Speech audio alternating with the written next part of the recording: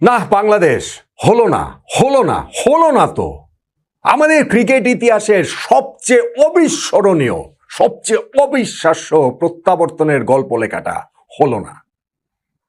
যেই ম্যাচে বাংলাদেশের জেতার কোনো সম্ভাবনা ছিল না, সেই ম্যাচটা কি প্রায় অলৌকিকভাবে আমরা জিতে গিয়েছিলাম। জয় থেকে আমরা ছিলাম মাত্র একটা উইকেট দূরে, অথবা মাত্র একটা ক্যাচ দূরে।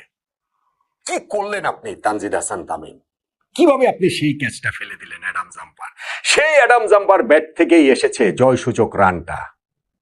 বাংলাদেশ বঞ্চিত হলো অস্ট্রেলিয়ার বিপক্ষে 3-0 ব্যবধানে সিরিজ জয় থেকে, বঞ্চিত হলো বাংলা ওয়াশ থেকে, বঞ্চিত হলো আমাদের ক্রিকেট ইতিহাসের সবচেয়ে অবিশ্বাস্য কামব্যাকের জয়টা থেকে। দুঃখ থাকতো না যদি বাংলাদেশ এই দুঃখ থাকতো না বলাটা আবার ঠিক না, দুঃখ তো থাকতোই, থাকবে না কেন? কিন্তু তারপরেও ধরেন, ঠিক আছে, হেরে গেলাম, অস্ট্রেলিয়া বেটার ক্রিকেট খেললো, বাংলাদেশ কোনো একভাবে একটা হেরে গেলাম, আমরা ঠিক মেনে নিলাম। কিন্তু যেই কাছাকাছি আমরা চলে গিয়েছিলাম, তাতে তানজিদ হাসান তামিমের ওই দ্বিতীয় স্লিপে দাঁড়িয়ে অ্যাডাম জাম্পার যে ক্যাচটা তিনি মিস করেছেন, এই দুঃখটা কি আমাদের যাবে? বলতে পারেন যে একটা দ্বিপাক্ষিক সিরিজে তো এটা আর এমন কি, এটা তো আর কোনো বিশ্বকাপ না, এটা তো আর কোনো ধরেন বড় কোনো টুর্নামেন্ট না, ঠিক আছে। এবং যেই সিরিজটাও ডিসাইডেড হয়ে গেছে, বাংলাদেশ এই সিরিজের 2টা ম্যাচ জিতে, স্টিল এটা আমি মনে করি খুবই রিমার্কেবল অর্জন বাংলাদেশ ক্রিকেটের। কিন্তু অস্ট্রেলিয়াকে এরকম বাগে পেয়ে, এইরকম ভাবে তাদের 3-0 সিরিজ হারানোর সুযোগ, এইরকম বাংলা ওয়াশ করার সুযোগ, এবং এইরকম কাছাকাছি গিয়ে, ভাই, এই দুঃখটা আমাদের কোনোদিনই যাবে বলে আমার মনে হয় না। এবং যদি আমরা সেটা পারতাম, এই গল্পটাও আমাদের আসলে কোনোদিন ফুরতো না। অবস্থাটা কি ছিল সেটা দেখেন। ম্যাচের সব আগে পরে সবকিছু ভুলে যান, শেষ ফেজটাতে দেখেন। তাসকিন আহমেদের বলে কুপার কনলি পরপর 3টা ছক্কা মারলেন 45 নম্বর ওভারে, ম্যাচ শেষ। অস্ট্রেলিয়ার শেষ 5 ওভারে তাদের আর মাত্র 9 রান লাগে, 30 বলে 9 রান লাগে। কুপার কনলি তখন ওপেনার, 149 রানে নট আউট। ম্যাচে বাংলাদেশ আর কোথায় থাকে? কিন্তু ওই সময় এসে শরীফুল পরপর 2 বলে তিনি 2টা উইকেট তুলে নিলেন, পার্টনারশিপটা ব্রেক করলেন। 68 রানের সেই পার্টনারশিপ অলিভার পিককে তিনি আউট করে তারপরের বলটা তো তিনি উইকেট তুলে নিলেন। অল অফ এ সাডেন আমাদের মনে হলো যে হবে নাকি, কিছু একটা হলেও হতে পারে।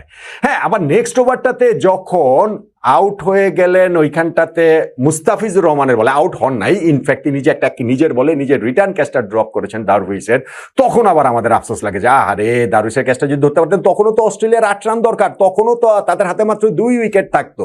ওই আফসোসটা মুস্তাফিজের ক্যাচ ড্রপটাতে আমাদের ছিল না, ছিল। সেই আফসোসটা আবার একটু ঘুচে যায়, কেননা নেক্সট ওভারটাতে শরীফুল আউট করে দিলেন দারুইসকে।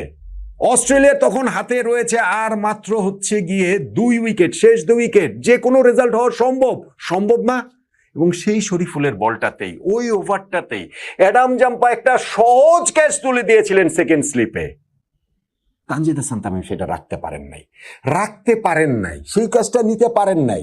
ভাই, ইন্টারন্যাশনাল ক্রিকেটে 10 বারের মধ্যে 10 বারই এই ক্যাচ ধরা উচিত, কিন্তু বাংলাদেশের ফিল্ডাররা 10 বারের মধ্যে মোটামুটি বোধহয় 9 বারই সেই ক্যাচ ফেলে দিবেন প্রেশারের কারণে। আবার সেটাই বা বলি কি আপনার, আজকেও তো অনেকগুলো সুপার ক্যাচ যেখানে ধরা হয়েছে, যেমন ওই যে ওখানে শেখ মাহিদিও একটা সুপার ক্যাচটা সেখানে ধরলেন, কিন্তু তানজিদ তামিম যেটা করলেন, যেই ক্যাচটা ফেললেন অ্যাডাম জাম্পার, এইটা আসলে আমাদের দুঃখ, কষ্ট, হতাশা সবসময় একটা প্রতিচ্ছবি হয়ে থাকবে। এবং এরপরে গিয়ে মুস্তাফিজুর রহমান নেক্সট ওভারটাতে তো কুপার কনলিকে বোল্ড করে দিলেন রে ভাই।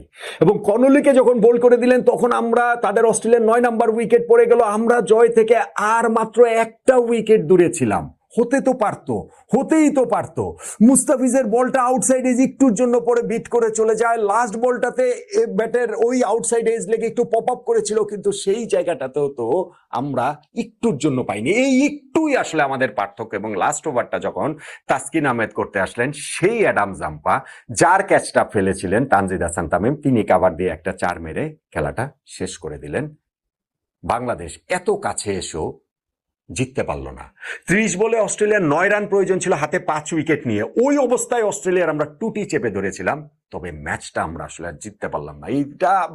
এটা মানতেই পারছি না, এটা মানাই যাচ্ছে না। হ্যাঁ, 30 বলে যখন 9 রান প্রয়োজন, অস্ট্রেলিয়া যদি ওই 5 উইকেট হাতে রেখেই ওই 9 রানের প্রয়োজনীয়তা মিটে ফেলতো, তাহলেও ধরেন একটা কথা ছিল, হ্যাঁ, তাদেরকে 275 রানের টার্গেট আমরা দিয়েছি। সেইখানটাতে অস্ট্রেলিয়াকে তারা শুরুতেই, শরীফুল তার ফার্স্ট ওভারটাতেই, ইনিংসের 5th ওভারে তিনি 2টা উইকেট তুলে নিলেন। অস্ট্রেলিয়া একটু রিকভার করার চেষ্টা করলো, সৌম্য সরকার একটা দুর্দান্ত ক্যাচ ধরলেন কেয়ারির, আমরা 3rd উইকেট পেয়ে গেলাম। তারপরেও গিয়ে অস্ট্রেলিয়া ওইখানটাতে তারা আসলে একটা স্টেডিলি তারা আসলে এগিয়েছে। 3টা 60 অড রানের পার্টনারশিপ, 64, 68, 64 এরকম 3টা পার্টনারশিপ, এবং সবগুলো পার্টনারশিপেই ছিলেন কুপার কনলি, যিনি সেঞ্চুরি তুলে নিয়েছেন। অসাধারণ একটা ইনিংস খেলেছেন অস্ট্রেলিয়ার ক্রিকেটের এই প্রোডিজি। সো সেইখানটা থেকেও মনে করেন যে আমরা একটা একটা একটা সান্ত্বনার জায়গা থাকতো যে আচ্ছা ঠিক আছে, আমরা চেষ্টা করেছি, পারিনি, অস্ট্রেলিয়ানরা তো কামব্যাক করেই, তারা এই জায়গাটা থেকে কামব্যাক করে এই ম্যাচটা জিতে গিয়েছে।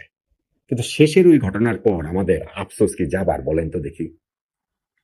এবং এই ম্যাচটাতে শরীফুল ইসলামের খেলার কথা ছিল না, নাহিদ রানার জায়গায় তিনি খেলেছেন। নাহিদ রানাকে আমরা বিশ্রাম দিতে পেরেছি অস্ট্রেলিয়ার বিপক্ষে, এবং শরীফুল 6টা উইকেট তুলে নিয়েছেন। এবং যদি অ্যাডাম জাম্পার সেই ক্যাচটা তুলে ধরতে পারতেন তানজিদ তামিম, তাহলে বাংলাদেশ শুধু একটা অকল্পনীয় জয়ই পেত না, শরীফুলও বাংলাদেশের ওয়ানডে ক্রিকেট ইতিহাসে সর্বকালের সবচেয়ে ভালো বোলিং এর রেকর্ডটাও তিনি গড়তেন। সেটাও তো হলো না। আর আমরা যে ব্যাটিং এ 274 রান করেছি, সেইখানটাতে আমাদের ওই যে শুরুতেই সৌম্য সরকার আউট হয়ে গেছেন, তানজিদ এবং শান্ত একটা পার্টনারশিপ করেছিলেন, তারপরে দুইজনই উইকেট থ্রো করে এসেছিলেন। কিন্তু এরপরে আমাদের দুইটা বড় পার্টনারশিপ হয়েছে। 95 রানের জুটি তাওহিদ হৃদয় লিটন দাসের। লিটন দাস তিনি ওই রিটায়ার্ড হার্ট হয়ে বেরিয়ে এসেছিলেন। তারপরে সেই তাওহিদ হৃদয়ের সঙ্গে মোসাদ্দেক সৈকতের আরেকটা 90 রানের জুটি। এই লিটন দাস পরে লাস্টে এসে আবার 50 করেছিলেন। এই তিনজনই 50 করেছেন, এবং শেষে গিয়ে ওই জায়গাটাতে লিটন দাসের ইনফ্যাক্ট মিরপুরে ওয়ানডে ক্রিকেটে এটা প্রথম 50। আর তাওহিদ হৃদয় তিনিও 83 করেছেন, 88 বলে, 51 বলে 56 করেছেন মোসাদ্দেক সৈকত। কিন্তু স্টিল শেষ দিকে গিয়ে আমরা যথেষ্ট রান তুলতে পারিনি। শেষ 10 ওভারে আমরা ঢুকেছিলাম 7 উইকেট হাতে নিয়ে, তারপরেও আমরা 76 রানে মাত্র করেছি। শেষ 5 ওভারে আমরা মাত্র 32 রান করেছি। এবং যদি আপনি আমাকে টার্নিং পয়েন্টের কথা বলতে বলেন, আলোচনাটা তো টার্নিং পয়েন্টের, সেই ক্ষেত্রে আমাদের এই লাস্টের দিকের ব্যাটিংটা আমাদেরকে কষ্ট করেছে, এটা একটা টার্নিং পয়েন্টের ডেফিনেট দাবিদার। কিন্তু ভাই শেষে গিয়ে যে ট্র্যাজেডির মধ্যে আমরা পড়ে গেছি, তানজিদ তামিমের যে ক্যাচ মিসটা, তার বাইরে অন্য কোনো কিছুকে আর টার্নিং পয়েন্ট বলার উপায় নেই। এবং ওই দুঃখটা, ওই কষ্টটা আমাদের সবসময়ই থাকবে, যে কি অবিশ্বাস্য, অকল্পনীয়, অভূতপূর্ব একটা জয় থেকে বাংলাদেশ মাত্র একটা উইকেট দূরে ছিল, মাত্র একটা ক্যাচ ধরা থেকে দূরে আমরা ছিলাম। তানজিদ তামিমের ক্যাচ মিসটাই তাই আমাদের অনন্ত দুঃখ, অনন্ত আক্ষেপের গল্প, ওইটাই তাই টার্নিং পয়েন্ট।